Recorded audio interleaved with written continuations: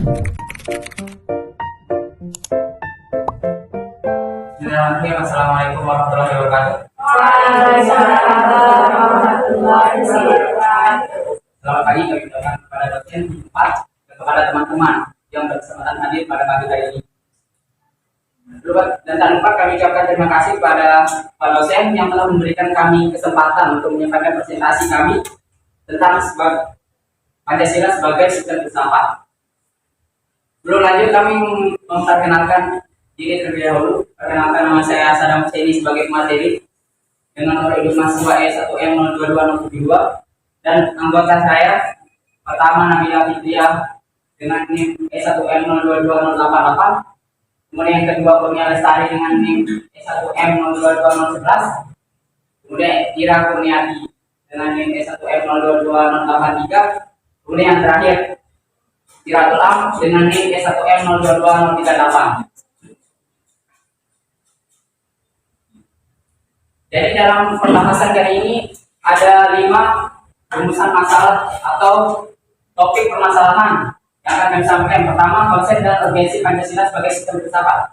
Yang kedua, alasan diperlukannya Pancasila sebagai sistem filsafat. Yang ketiga, sumber historis, sosiologis, politis tentang Pancasila sebagai sistem filsafat. Kemudian yang keempat, membangun argumen tentang dinamika dan tantangan Pancasila sebagai sistem filsafat. Dan yang terakhir, esensi dan urgensi Pancasila sebagai sistem filsafat. Next. Konsep dan urgensi Pancasila sebagai sistem filsafat. Yang pertama, konsep Pancasila. Pancasila merupakan filsafat negara yang lahir dari ideologi atau cita-cita bersama dari seluruh bangsa Indonesia. Pancasila sebagai sistem filsafat adalah suatu kesatuan yang saling berkaitan, bahkan berkualifikasi antara satu sila dengan sila yang lainnya, sehingga membentuk suatu struktur yang menyeluruh untuk tujuan tertentu. Pancasila dikatakan sebagai sistem filsafat karena Pancasila mengandung pemikiran pendiri negara yang dituangkan dalam suatu sistem yang merupakan cerminan dari nilai-nilai Pancasila yang saling berhubungan dan digunakan sebagai pedoman atau pandangan hidup dalam berbangsa dan bernegara. Kemudian urgensi Pancasila. Urgensi Pancasila sebagai sistem filsafat menurut Titus Smith dan Nolan merupakan bahwa tidak hanya di zaman Yunani yang telah melakukan peradaban besar, melalui pemikiran para filsuf, di zaman modern sekarang pun manusia memerlukan filsafat karena beberapa alasan, yaitu yang pertama, manusia telah memperoleh kekuatan baru yang besar dalam sains dan teknologi. Kemudian yang kedua, melalui kerjasama dengan disiplin ilmu. Urgensi Pancasila sebagai sistem filsafat memiliki 2 permasalahan. Yang pertama, agar dapat diberikan pertanggungjawaban rasional dan mendengar mengenai sila-sila dalam Pancasila sebagai prinsip-prinsip politik. Kemudian yang kedua, agar dapat dijabarkan lebih lanjut hingga menjadi operasional dalam bidang-bidang yang menyangkut hidup bernegara. Next. Alasan diperlukannya Pancasila sebagai sistem filsafat. Yang pertama, filsafat Pancasila sebagai genetikus objektifus. Maksudnya adalah pengenalan ideologi Pancasila dijadikan sebagai objek intisari dengan landasan filosofisnya dengan aturan sistem dan cabang filsafat yang berkembang di Barat dan Eropa. Kemudian Pancasila, filsafat Pancasila genetikus objektifus itu maksudnya adalah nilai-nilai Pancasila dipergunakan untuk mengkritis berbagai aliran filsafat yang berkembang, baik untuk menemukan hal-hal yang sesuai dengan nilai-nilai Pancasila maupun untuk melihat nilai-nilai yang tidak sesuai dengan nilai-nilai Pancasila. Kemudian yang kedua, dasar ontologis filsafat Pancasila. Maksudnya adalah dasar ontologis Pancasila pada hakikatnya adalah manusia yang memiliki hakikat mutlak, yaitu monokluralis atau monodualis, karena itu juga disebut juga sebagai dasar antropologis. Subjek pendukung pokok dari sila-sila Pancasila adalah manusia.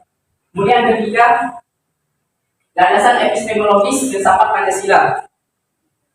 Epistemologi merupakan salah satu cabang filsafat yang membahas tentang suatu hakikat, makna, kandungan, sumber, dan proses ilmu. Jadi dapat dikatakan bahwa epistemologi berarti pembahasan tentang ilmu pengetahuan. Kemudian yang terakhir, landasan aksiologis Pancasila. Landasan aksiologi Pancasila sebagai suatu sistem filsafat memiliki satu kesatuan dasar aksiologis, yaitu nilai-nilai yang terkandung dalam Pancasila. Pada hakikatnya juga merupakan suatu kesatuan. Aksiologi Pancasila mengandung arti bahwa kita membahas tentang filsafat nilai Pancasila. Next. Baik, selanjutnya itu sumber historis, sosiologis, dan politis Pancasila. Yang pertama, sumber historis. Sumber historis tercantum dalam nilai-nilai Pancasila. Pertama, sila ketuhanan yang Maha Esa.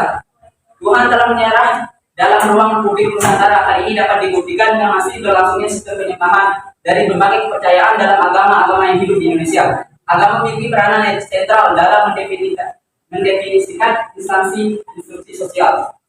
Kemudian sila kemanusiaan yang adil dan beradab. Nilai kemanusiaan dalam masyarakat Indonesia dilahirkan dari perpaduan pengalaman bangsa Indonesia dalam sejarah.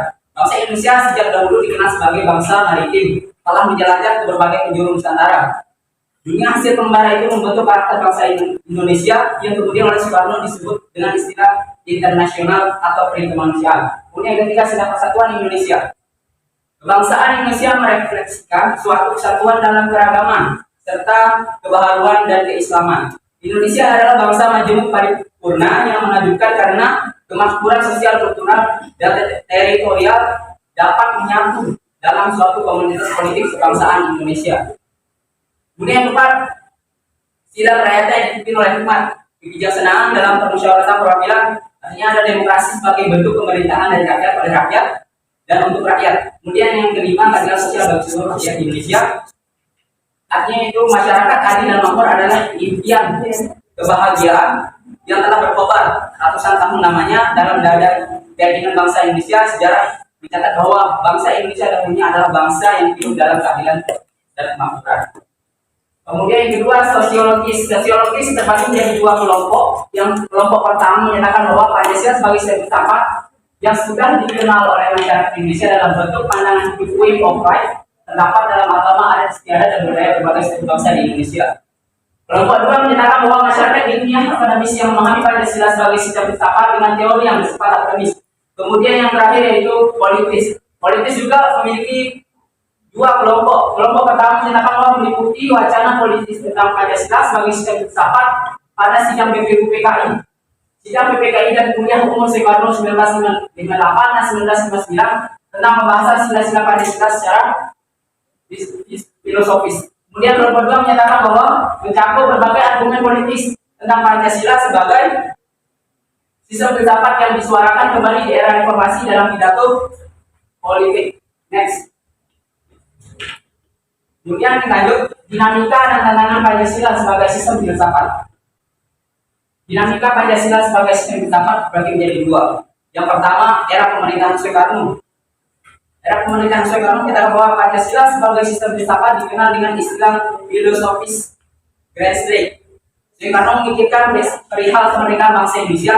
Ide tersebut disambut baik oleh berbagai kalangan, terutama dalam sidang BPUPKI pertama 1 Juni 1945. Kemudian yang kedua, pada era reformasi. Pancasila sebagai sistem filsafat tergema dalam wacana akademik termasuk kritik dan dokumen yang dilontarkan oleh Habibie dalam pidato 1 Juni 2011 yang isinya menyatakan bahwa Pancasila seolah-olah tenggelam dalam busana sejarah masa lalu yang tidak lagi relevan untuk disetarakan dalam dialektika reformasi Pancasila, seolah hilang dari memori kolektif bangsa Indonesia. Kemudian yang kedua, tantangan Pancasila sebagai sistem filsafat terbagi menjadi dua pokok. Pertama, kapitalisme yang isinya adalah menekankan kebebasan pemilik modal untuk mengembangkan usahanya dalam rangka meraih keuntungan sebesar-besarnya, sehingga menimbulkan berbagai dampak negatif seperti monopoli gaya hidup, konsumerisme, dan lain-lain. Kemudian kedua, komunisme. Komunisme adalah sebuah paham yang muncul sebagai reaksi atau perkembangan kapitalisme sebagai produk masyarakat liberal. Next. Esensi Pancasila sebagai sistem filsafat terbagi menjadi 5 hakikat. Yang pertama yaitu hakikat ketuhanan, yang isinya adalah keyakinan bangsa Indonesia bahwa Tuhan sebagai prinsip utama dalam kehidupan semua makhluk. Kemudian yang kedua, hakikat kemanusiaan. Ada manusia monopluralis yang terdiri atas 3 monodualis, yaitu susunan kodrat atau jiwa raga sifat kodrat, kedudukan kodrat. Kemudian yang ketiga, Hakikat sila persatuan terkait dengan semangat kebangsaan. Yang keempat, kerakyatan terletak pada prinsip musyawarah. Dan yang terakhir, hakikat sila keadilan terwujud dalam aspek keadilan distributif, legal, dan komunikatif. Next.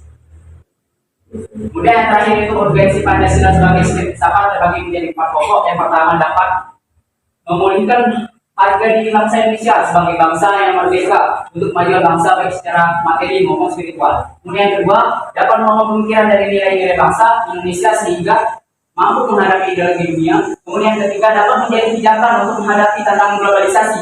Kemudian yang terakhir, dapat menjadi way of life sekaligus way of think bangsa Indonesia untuk menjaga keseimbangan dan konsentrasi antara tindakan dan pemikiran.